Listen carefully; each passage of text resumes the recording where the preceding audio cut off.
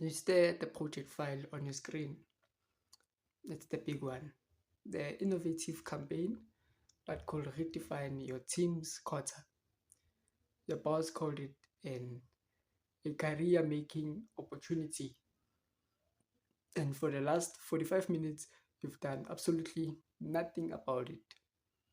Instead, what you've done is, with your inbox having zero achieved, you have your archived newsletters from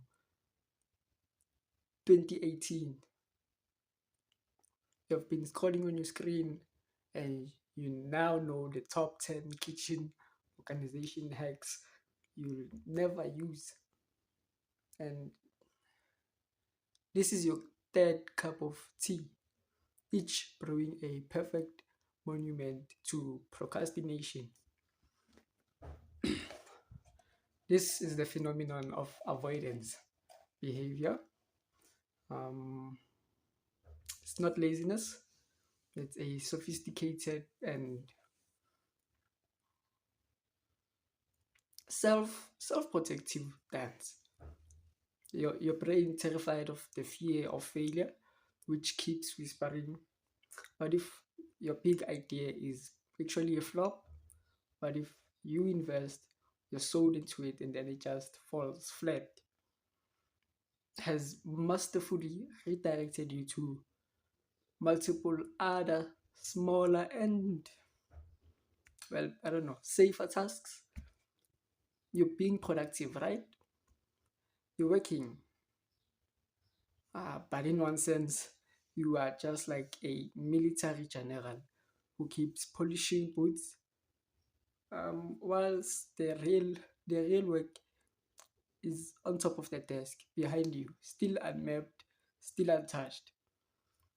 So this avoidance creates a silent and unhealthy tension. It shrinks your leadership presence from your own home office. That bold, innovative voice you want to cultivate is being muted by that relentless, quiet hum of your browser.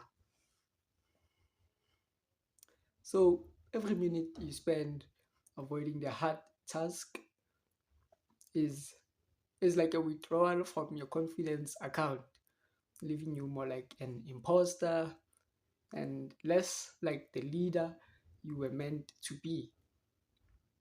But here's the turning here's the turning point. Um, Avoidance is not your enemy. It's your most honest advisor. It's that blinking red light in your internal dashboard, so to speak, signaling one thing with perfect clarity. You deeply care about this. You know, you would not be afraid of failing if this project didn't matter.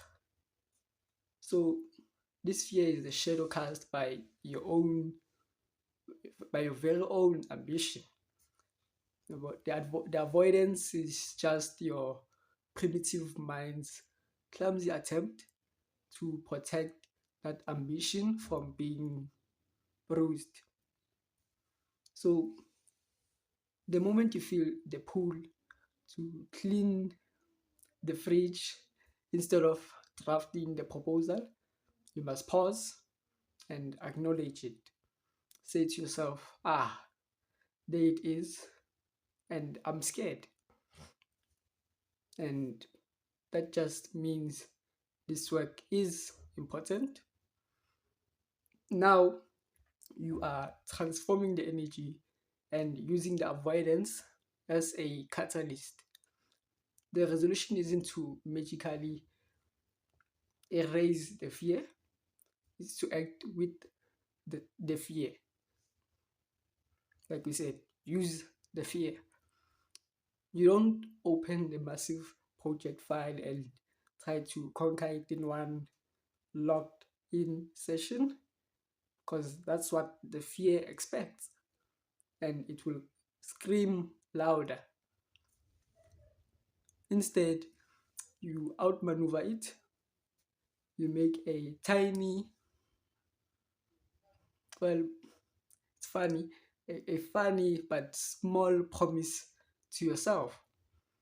I will open the file and write just one sentence, just the title, or I will create the first slide and then leave it blank. And then you do it. One sentence, one slide. And with that, the spell of avoidance is broken. The unchanging fear of failure has been sized down into a manageable action. You've moved from the passive state of being a victim of your fear to the active state of being a creator, no matter how small the creation, you know. So that one sentence can so on become a paragraph, and if you're still curious about how it should go about, and that blank slide keeps asking questions that demand an answer. The momentum, it was once dominant, now it begins to flow. You are no longer avoiding failure, you are iterating your way towards success, one courageous micro action at a time. The next time you feel the familiar pull to avoid a key task in the solitude of your home office, don't judge it, interrogate it. Ask yourself, what is the specific failure I'm so afraid of here? And then have a follow-up question that goes like this. What is the absolute smallest, most simple first step I can take to make this thing 1% more real or to come into fruition? Do that one thing. Let the avoidance be your signal, not to retreat, but to begin. Lead from your home office by leading your own focus first.